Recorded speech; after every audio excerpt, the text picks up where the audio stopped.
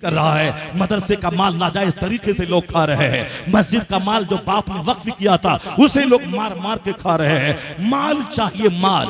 आखिरत का अकीदा जब कमजोर होता है तब माल का जज्बा जवान होता है। माल चाहिए। इसलिए कुरान शरीफ में हर जगह पे आखिरत की बात, जन्नत की बात, जहन्नम की बात, पुलसरात की बात, मीजान की बात, वहां अजाब जहन्नम की बात, जन्नत के इनामात की बातों से पूरा कुरान भरा हुआ है। जो चर्चा हमारे घर में कम हुआ, नतीजे में हमारी बेटियों के बदन में आग लग गई। 16 साल की जवानी है, उसे कोई शौहर चाहिए, नहीं तो कोई उसे बॉयफ्रेंड चाहिए। मन शादी नहीं हुई तो किसी हिंदू के साथ ही वह भाग जाए।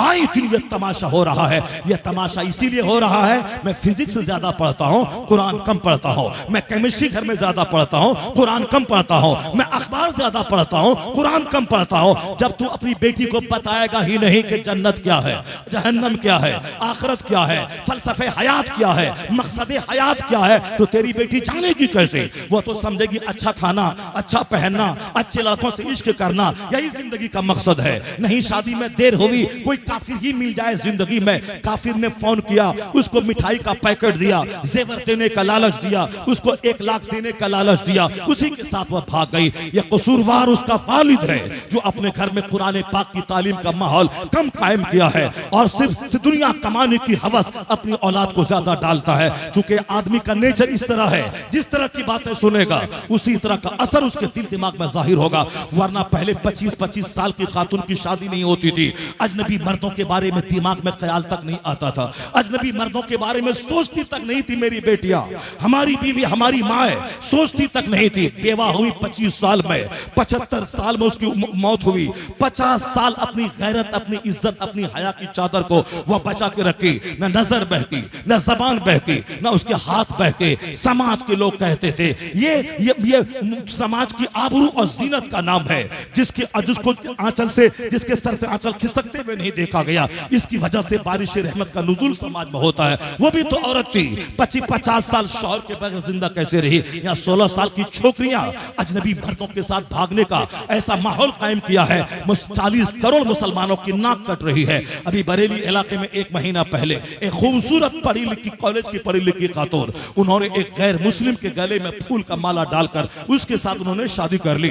अभी चंद दिन पहले एक मुसलमान की बेटी वह गैर मुस्लिम के साथ भाग के कोर्ट मैरिज कर रही है।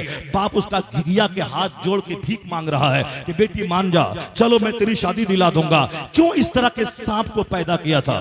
क्यों इस तरह की बेटी पैदा की थी जिसके सामने बाप को गिरा के भीख मांगने की नौबत आ रही है?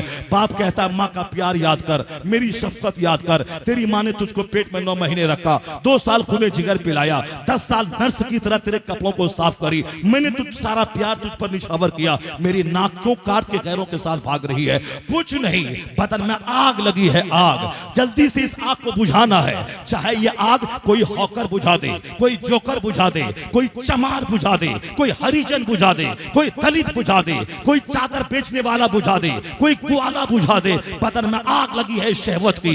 ये हराम ग़ज़ा की तासीर है कि तेरा लड़का हराम की तरफ माइल हो रहा है। ये हराम ग़ज़ा की तासीर है कि तेरी लड़की हराम काम की तरफ माइल हो रही है।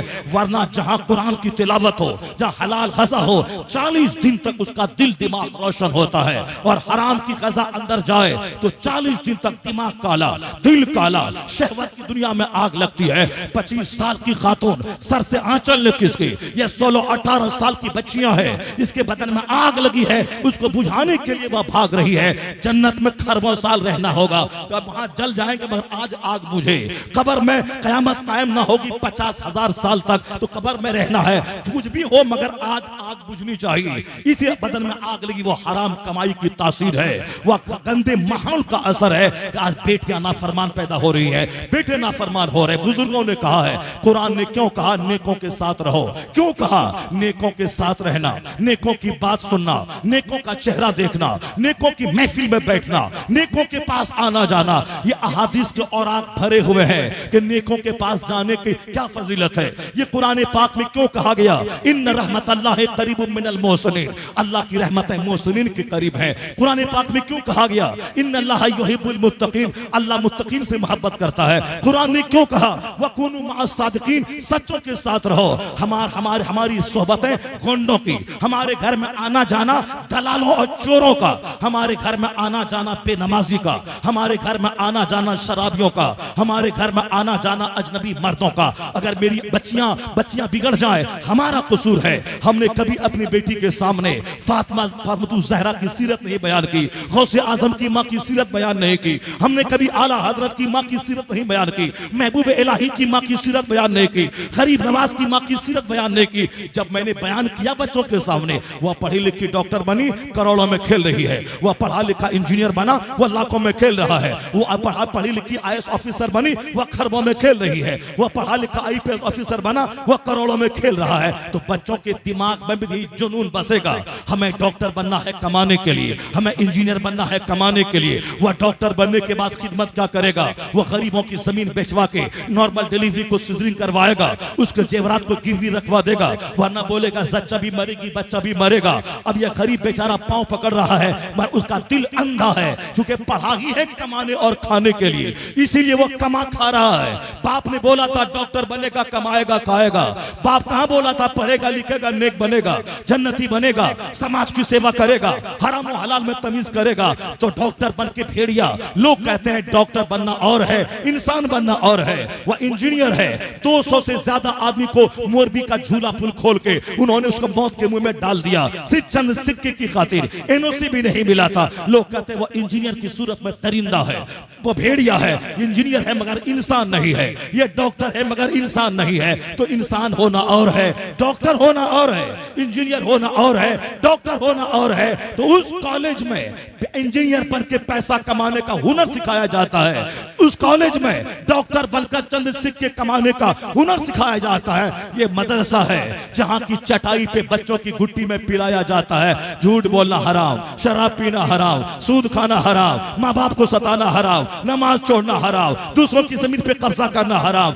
लीगल है या इलीगल है, या राइट है या रॉन्ग है, या गुड है या बैड है, या यूजफुल है या बेनिफिशियल है। जिन आदमियत का पैगाम ये पंडित जी लखनऊ का, इन्होंने मदरसे का सर्वे करवाया, उन्होंने गलती की, मदरसे का सर्वे करवा के उसे हर क्लास में अपना जासूस भेजना चाहिए और वहां की इंक्वायरी करनी चाहिए कि अली बे वाले दर्जे में क्या पढ़ाया जाता है, बुखारी शरीफ वाले दर्जे में क्या पढ़ाया जाता है। अगर वह 2 दिन सर्वे करवाता, उसका नजरिया बदल जाता। यहाँ से आतंकवादी नहीं पैदा होते हैं, यहाँ से इंसान पैदा होते हैं। यहाँ कभी नहीं बताया जाता पढ़ने के बाद हाथ में तलवार उठा ले, हिंदुओं की गर्दन काट दे। 40 साल जिंदगी, 40 साल मदरसे की जिंदगी में, न पढ़ने के जमाने में न पढ़ाने के जमाने में कैसा कोई मौका आया कि तलवार उठा गर्दन काट दे काफिर की। वह इमरजेंसी केस है जिहाद का। जब मेरी मस्जिद खतरे में पड़ जाए, मेरा ईमान खतरे में पड़ जाए, मेरी नमाज खतरे में पड़ जाए, जब लोग मुझ पर कुफ्र थोपने लगे, मेरा ईमान बचाना मुश्किल हो, वह इमरजेंसी केस है। अपने डिफेंस के लिए जिहाद करना है, दुश्मनों के डेने तोड़ देना है। नॉर्मल हालत में कुत्ता भूखा है, उसको पानी पिलाने पे सवाब है, बिल्ली को चारा देने पे सवाब है, चाहे वह काफिर क्यों न रहे। रास्ते में कोई भूखा है, उसे खाना खिला दे, सवाब मिलेगा। हमारा मजहब तो यहाँ तक कहता है कि अल्लाह तबारक व तआला का कुंबा है ये सारे इंसान, और तुम में सबसे बेहतर वो है जो अल्लाह के कुंबे के साथ अच्छा सलूक करने वाला है। जिहाद इमरजेंसी केस में है, जब हम पर कोई थोप दे, मेरा ईमान खतरे में पड़ जाए, तब उसका टेना तोड़ना है। बाकी नॉर्मल हालत में मेरा अखलाक कैसा हो, मेरा किरदार कैसा हो, मेरा बिहेवियर कैसा हो, मेरा कैरेक्टर कैसा हो, इस पे इस्लाम जोर देता है। अली पा से लेके बुखारी शरीफ तक हर क्लास में मानवता का पाठ सिखाया जाता है, आदमियत का मैसेज दिया जाता है। यहाँ इंसान बनाने की फैक्ट्री है यह मदरसा।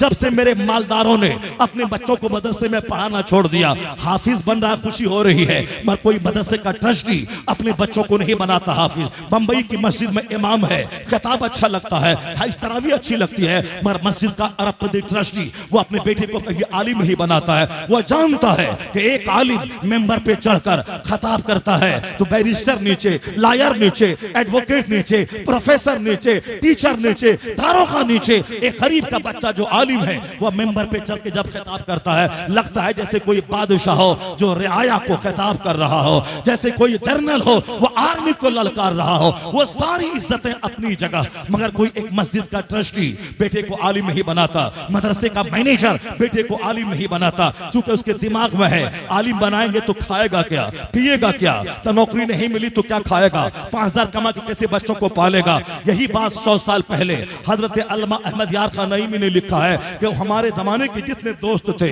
जिन लोगों ने कॉलेज स्कूल में पढ़ा, उन लोगों को दर दर की ठोकरें खाते देखा, जिनको नौकरी नहीं मिली उनको तो मामूली जलील काम करते फैक्ट्री में देखा। लेकिन उस जमाने में भी लोग कहते थे मौलाना बनने के बाद क्या कमाएगा क्या खाएगा। बस जिन लोगों ने मदरसे में पढ़ा, अच्छी मस्जिदों में, मदरसों में, मकतबों में आबरूमंदाना जिंदगी वो गुजार रहे हैं। वो स्कूल कॉलेज का पढ़ा लिखा जिसको नौकरी नहीं मिली वह जिल्लत की भीख मांग रहा है, मगर मदरसे का पढ़ा हुआ इज्जत की रोटी उसको मिल रही है। क्योंकि हुजूर ने कहा था वादिये मिना में जो दीन का गम अपने पीछे लगा लेता है, अल्लाह उसकी दुनिया का कफील और जिम्मेदार हो जाता है। अल्लाह वहां से रोजी देता है जहां से बंदा सोच नहीं सकता। मगर हमारे लोगों ने समझ लिया ये मदरसे में पढ़ाने के बाद बच्चों को पैसा कहां से आएगा, तो मालदारों ने पढ़ाना छोड़ दिया। अब गरीबों के चंद बच्चे मदरसे में पढ़ रहे हैं, मालदारों ने पढ़ाना छोड़ दिया। गवर्नमेंट ने आतंकवादी का अड्डा कहा, यहां से आतंकी पैदा होते हैं। जब फैक्ट्री में पैदावार कम होगी तो समाज में माल कहां से मिलेगा। समाज में प्रोडक्शन है ITI कॉलेज का, समाज में पैदावार है मेडिकल कॉलेज की, तो डॉक्टर हर गली कूचे में मिल रहे हैं, इंजीनियर हर गली कूचे में मिल रहे हैं। स्कूल में बच्चों के पोशाक का पैसा मारकर अपनी गाड़ी में पेट्रोल डालने वाले हरामखोरों की तादाद बढ़ रही है। स्कूल में मध्याह्न भोजन का पैसा मारकर अपने महल चमकाने वालों की तादाद में इजाफा हो रहा है। तो आदमी कहां से पैदा होगा। यहां तो नजरिया है कि मदरसे में पढ़ने वाला ये कमाएगा क्या, खाएगा क्या, कमाने खाने के लिए वो स्कूल और कॉलेज है। जब प्रोडक्शन घटा तो समाज में शरीफों की तादाद घट गई, नेकों की तादाद घट गई। क्योंकि इंसानियत की फैक्ट्री है यह मदरसा, इसकी पैदावार बढ़ती जाएगी तो शरीफों की तादाद में इजाफा होगा, नमाजियों की तादाद में इजाफा होगा, हलाल खोरों की तादाद में इजाफा होगा। अगर दुनिया कह रही है कि डॉक्टरों से समाज, बंदरों से समाज भर गया, चोरों से समाज भर गया, डकैतों से समाज भर गया, उसका एक रास्ता है कि इस फैक्ट्री को दोबारा आबाद किया जाए, इसको तवानाई दी जाए, इसको पानी दिया जाए, अपने बच्चों को 1 घंटा मदरसे में, उसके बाद 6 घंटे स्कूल में पढ़वाया जाए, ताकि इंजीनियर बाद में बनेगा, इंसान पहले बने, डॉक्टर बाद में बनेगा, इंसान पहले बने, वो प्रोफेसर बाद में बनेगा, इंसान पहले बने। जिस दिन यह फैक्ट्री जवान हुई चोरों की तादाद घटेगी, शरीफों की तादाद में इजाफा हो जाएगा। नारे तकबीर, नारे रिसालत, उलमाए अहले सुन्नत, इस्लाही मुआशरा कॉन्फ्रेंस, जामिया हबीबिया अशरफिया। हमने मदरसों के महत्व को नहीं जाना। इस मदरसे ने दुनिया को क्या दिया है, इस मदरसे ने दुनिया को क्या दिया है। इस मदरसे ने दुनिया को कुतुब दिया है, इस मदरसे ने दुनिया को अब्दाल दिया है, इस मदरसे ने दुनिया को गौसे आजम दिया है, इस मदरसे ने दुनिया को ख्वाजा गरीब नवाज दिया है, इस मदरसे ने दुनिया को महबूब इलाही दिया है, इस मदरसे ने दुनिया को शेखुल इस्लाम वल मुस्लिमीन इमाम अहमद रजा खां फाजिल बरेलवी जैसा मुजद्दिद आजम दिया है। इस मदरसे ने मुफ्ती आजम हिंद हुज्जतुल इस्लाम और अख्तर रजा खां अजहरी जैसा ताजुल शरिया दुनिया को दिया है। मदरसे की तारीख बड़ी रोशन है, हमारे बच्चे नहीं जानते इस मदरसे में क्या होता है। इस मदरसे के बारे में जॉन डेविनपोर्ट, 7 समंदर पार का दानिश्वर, उसने जबरदस्त रिमार्क करते हुए कहा, वो कहते हैं it must be owned that all the knowledge whether of physics or astronomy or astrology or mathematics which flourished in Europe from the 10th century was originally derived from the Arabian schools, and the Spanish Saracen may be looked upon as the father of European philosophy. John Davenport ने कहा था ये जो दुनिया में scientific विकास है, ये हवाई जहाज, ये मोटर कार, ये 4 व्हीलर, ये 3 व्हीलर, ये कंप्यूटर, ये मोबाइल, ये लैपटॉप, ये टैबलेट, ये माइक्रोफोन, जो हमारे इर्द गिर्द जो इलेक्ट्रॉनिक गुड्स का अंबार और जंगल मौजूद है, यह सब साइंसदानों के दिमाग जलाने के बाद ही ये सारी चीजें वजूद में आई हैं। वो कहते हैं ये सारे उलूम अरबी मदरसों से लिए गए हैं, और वो हक शनास शख्स 7 समंदर पार का, जहां से हवाई जहाज की थ्योरी आई, जहां से माइक्रोफोन की थ्योरी आई, वहां का जॉन डेविनपोर्ट कहते हैं ये सारे उलूम यानी इल्मे तबइयात, इल्मे फल्कियात, इल्मे नजूम, इल्मे रियाजी जिसको अंग्रेजी में फिजिक्स कह दे, केमिस्ट्री कह दे, बायोलॉजी कह दे, मैथमेटिक्स कह दे, एस्ट्रोलॉजी कह दे, एस्ट्रोनॉमी कह दे, लॉजिक कह दे, फिलॉसफी कह दे, वो कहते हैं ये सारे उलूम अरबी मदरसों से लिए गए हैं। वो द स्पेनिश सेरेसन में be looked upon as the father of European philosophy. वो हक पहचानने वाला बंदा बोलता है मदरसे के उलमा जो स्पेन में तहकीक की बातें बता रहे थे, वो उलमा साइंस के बाप कहे जाने के मुस्तहिक हैं, जो मदरसे में तहकीक की बातें बता बता कर साइंस के उलूम को जन्म दिया है और साइंस के दरवाजे को खोला है।